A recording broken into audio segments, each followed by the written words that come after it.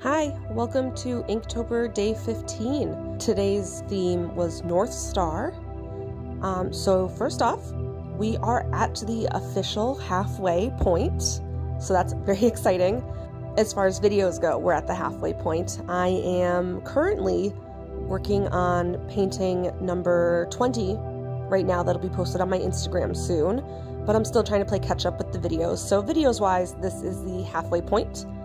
And I'm so excited about that. Once I realized that this was number 15, I mean, it's not an even halfway point because it's, 31 days instead of 30, but close enough.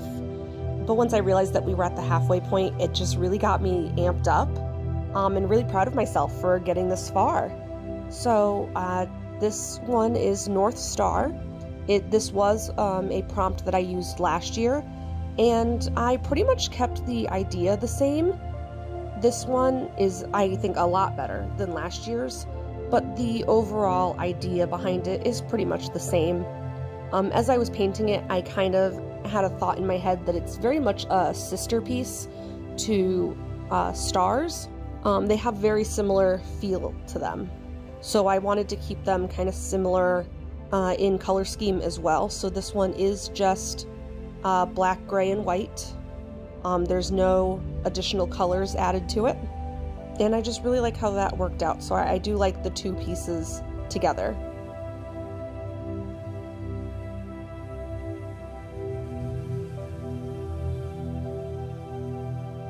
I found this one to be very relaxing while painting. I didn't get too worried about it because I kind of had a clear picture of where I was going with it. The only real stressful part is, as always, making sure the ink wash is fluid and consistent and doesn't have too many splotches or lines where you can see that it dried at different times. But that's the same with all of these paintings. That's also where the salt comes in handy too, because a lot of times you can camouflage the edges by sprinkling some salt, and then you can't really see a lot of where it dried weird.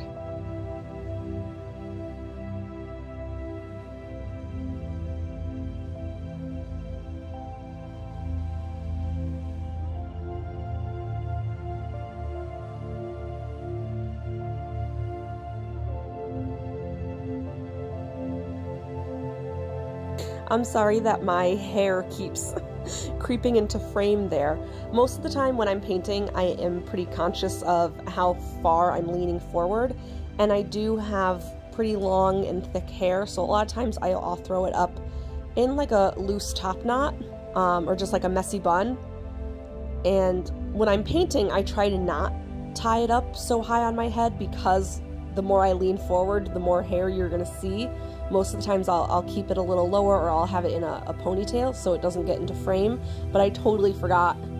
And sometimes my eyes are a little strained, so I'll get closer to the painting then. So I think that was just the case here of me just trying to really see the details of what I'm working on and having my bun up way too high on my head. So sorry about that.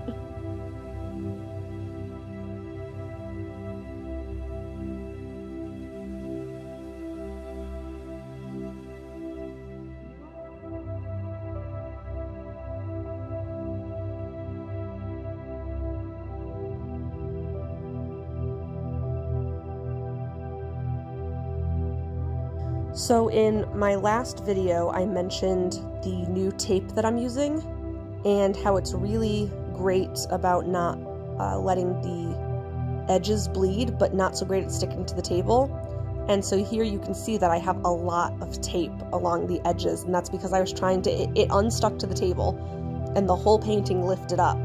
And so I had to re-tape it and reinforce the tape by adding more tape on top of the tape to get it to stay flat on the table. And you can see up at the top there a bunch of ink poured in between the layers of tape, and I was like, oh no, that's it, I've ruined it. I don't know how this new tape works, I messed up, there's gonna be a terrible edge, it's just gonna be black ink everywhere. But you'll see later on, once I pull the tape off, that none of it bled. I mean, it's crazy. Like, look on the edges right here. You can see it bleeding in between the layers of tape, but it didn't bleed onto the actual paper. So I will say that this painter's tape was a good investment. It was about like $9, which I thought at the time, I was like, oh, this is crazy. Why is tape so expensive? But clearly it does its job. I just wish there was a way to get it to stick to the table better and not lift as it dries. That's the only thing. But I'm sure over time I will figure out a solution to that. But it is very good tape as far as keeping those edges clean.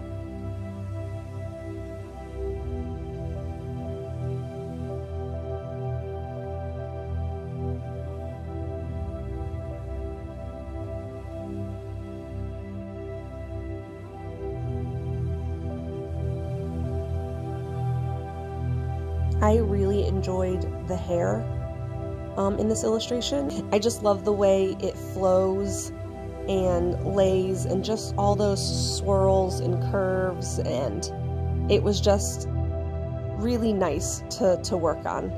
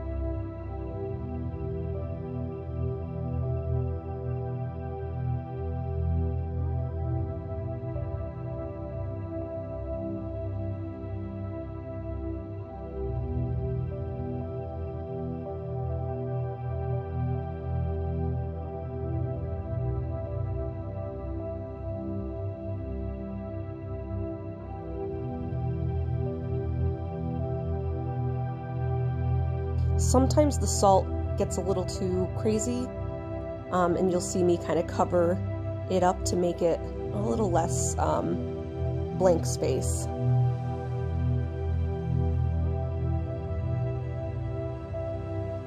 Look at that clean edge. That is just crazy. All of that ink and none of it bled onto the paper.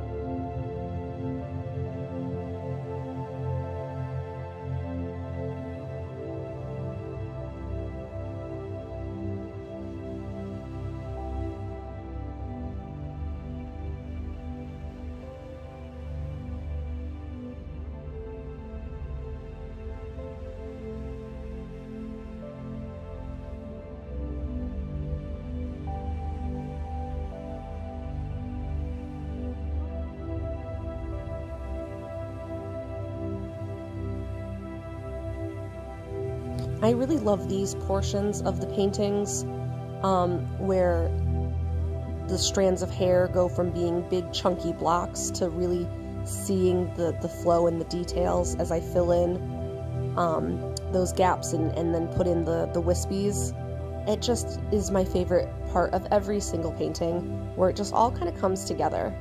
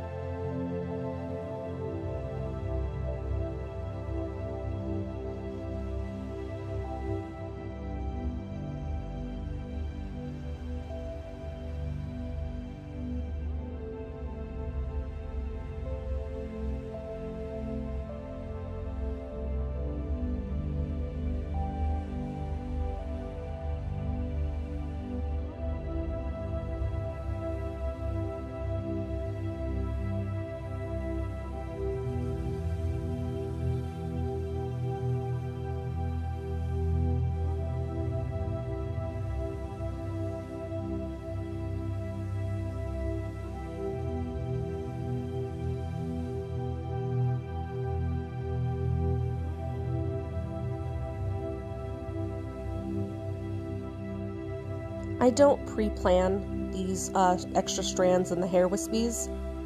I have a general idea as I'm sketching out the flow of the hair and the shape where most of them will go, but primarily it's kind of in the moment. I just have to look at it and see just kind of the shape of the hair, because sometimes that'll change as I'm painting.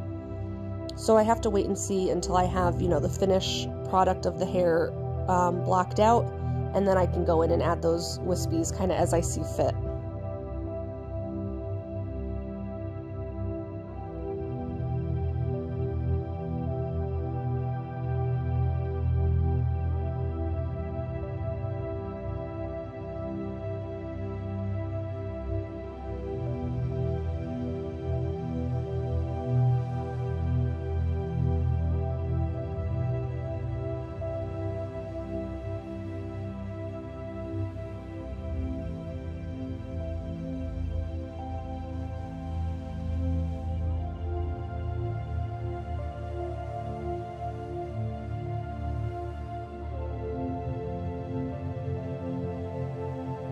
Here is the focal point, which is the North Star. I just kind of, this is what I did last year, is I put the star on her forehead.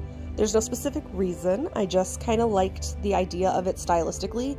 I changed the way the star looks from last year to this year, and I like this year's a lot better. So you can see there that it's in that silver metallic, just to really make it shine and have that extra pop. But here she is, our North Star.